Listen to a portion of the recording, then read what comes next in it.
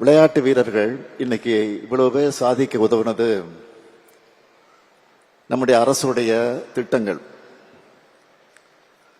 அதுல முக்கியமான சில திட்டங்களை மட்டும் சுருக்கமா சொல்ல விரும்புறேன்.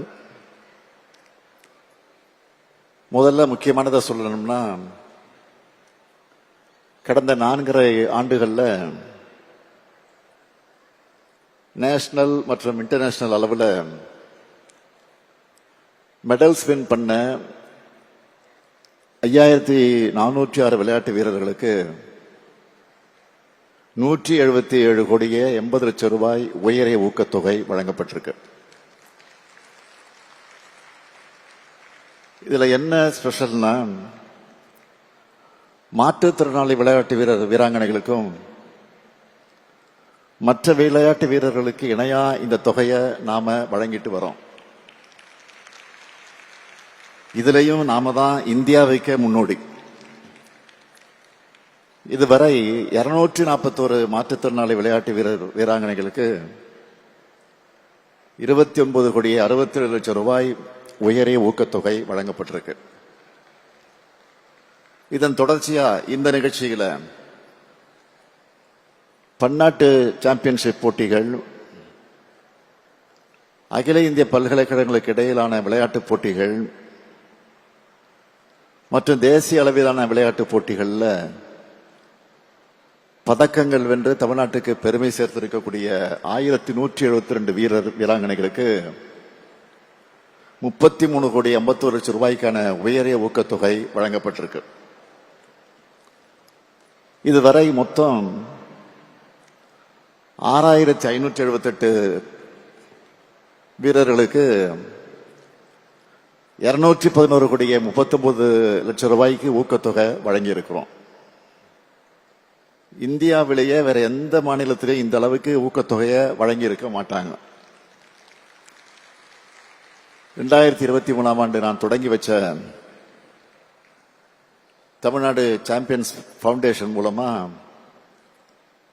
விளையாட்டு வீரர்களுக்கு தேவையான உபகரணங்கள் வாங்கவும்,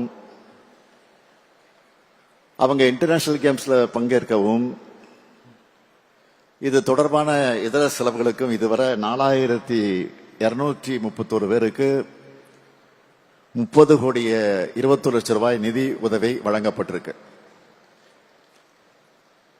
விளையாட்டு வீரர்களுக்கு கோச் எவ்வளவு முக்கியம்னு உங்களுக்கு நல்லா தெரியும். கடந்த ஆட்சியில சுமார் 10 ஆண்டுகளா கோச் யாரும் நியமிக்கப்படவே இல்லை.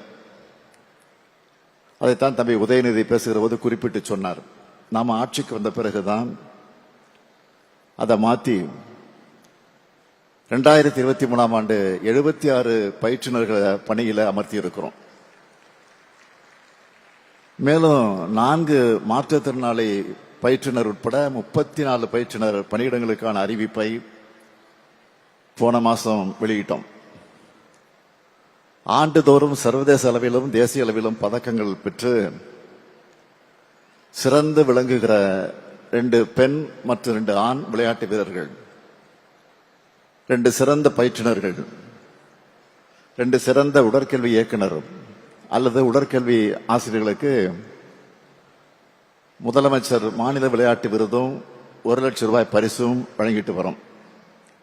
இதுவரை 22 பேர் இந்த விருதை பெற்றிருக்காங்க. அதே போல அடுத்து முக்கியமான ஒரு திட்டம்,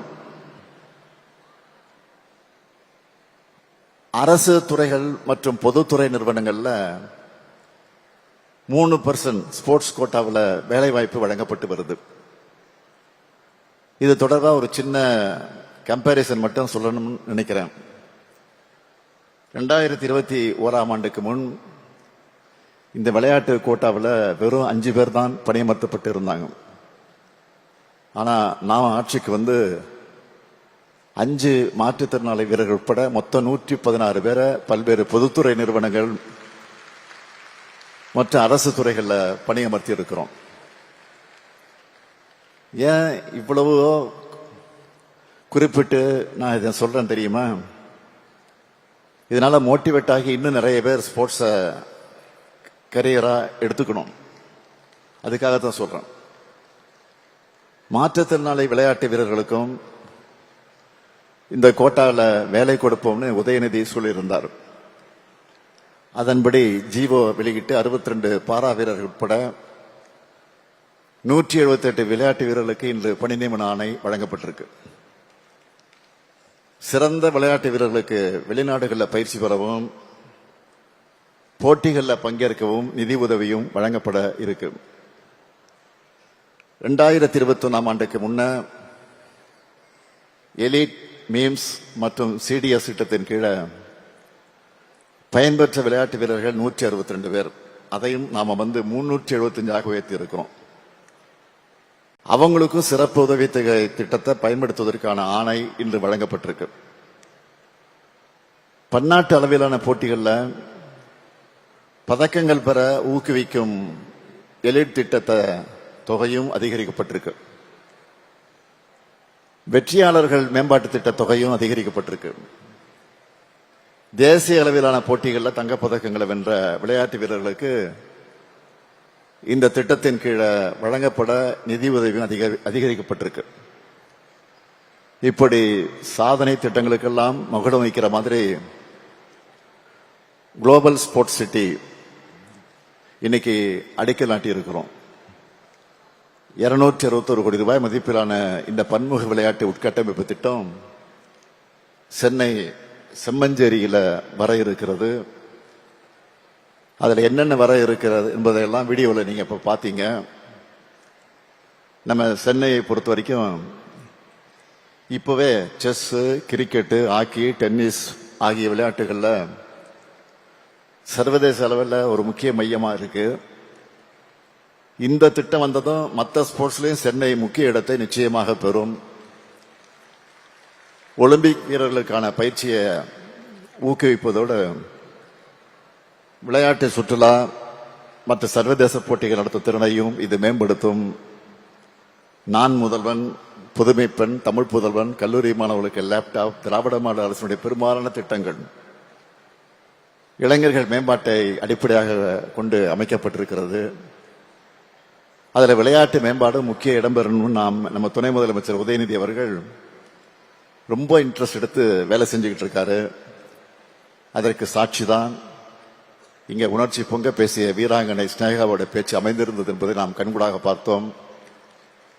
விளையாட்டு வீரர்கள் ஒவ்வொருவரும் உங்க ஃபீல்ட்ல மெடல் அடிக்கணும். இன்னைக்கு உலகம் போற வேகத்துக்கு ஒரு முறை மட்டும் வின் பண்ணா போதாது, தொடர்ந்து வின் பண்ணணும். இது உங்களுக்கு மட்டும் சொல்ற மெசேஜ் இல்ல, அரசியல் இருக்கக்கூடிய எங்களுக்கும் பொருந்தும்.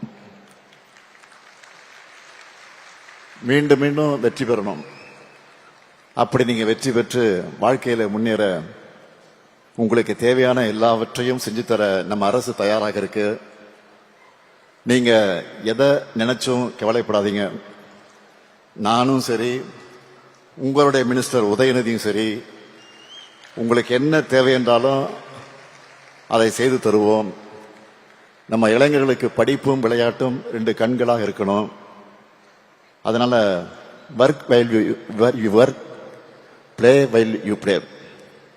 தமிழ்நாடு தொடர்ந்து அமைதியான வளர்ச்சி பெற்ற மாநிலமா இருக்கணும்னா அது அரசியல் தலைவர்களான எங்க கையில் மட்டும் இல்ல, இளைஞர்களான நீங்களும் எங்களுக்கு துணையாக நிற்கணும். படிக்கிற காலத்திலே எந்த விதமான கவன சிதறல்களும் இடம் கொடுக்காதீங்க. எல்லாரும் ஏதாவது ஒரு ஸ்போர்ட்ஸ்ல எடுத்து விளையாடுங்க. ஸ்போர்ட்ஸை விட ஒரு பெரிய மெடிடேஷன் இருக்கவே முடியாது. ஸ்போர்ட்ஸ் விட கவனக்குவிப்பு உதவுகிற நல்ல டெக்னிக் எதுவும் இருக்க முடியாது. ஸ்போர்ட்ஸ்ல இன்ட்ரெஸ்ட் இருந்தா, இன்னும் சொல்றேன், உங்களுக்கு போதை போன்ற தீய பழக்கங்களை கூட போக்கி போகக்கூடிய எண்ணமே வராது. பாசிட்டிவா இருங்க, ஃபிட்டா இருங்க. நீங்க ஹெல்த்தியா இருந்தா நம்ம ஸ்டேட்டும் ஹெல்த்தியா இருக்கும். உங்க ஹெல்த் தான் இந்தியாவினுடைய ஹெல்த், உண்மையான ஹெல்த். இன்றைக்கு டீனேஜில் இருக்கிற மாணவர்கள் தான் வருங்கால சமுதாயத்துக்கு மிக மிக முக்கியமானவங்க.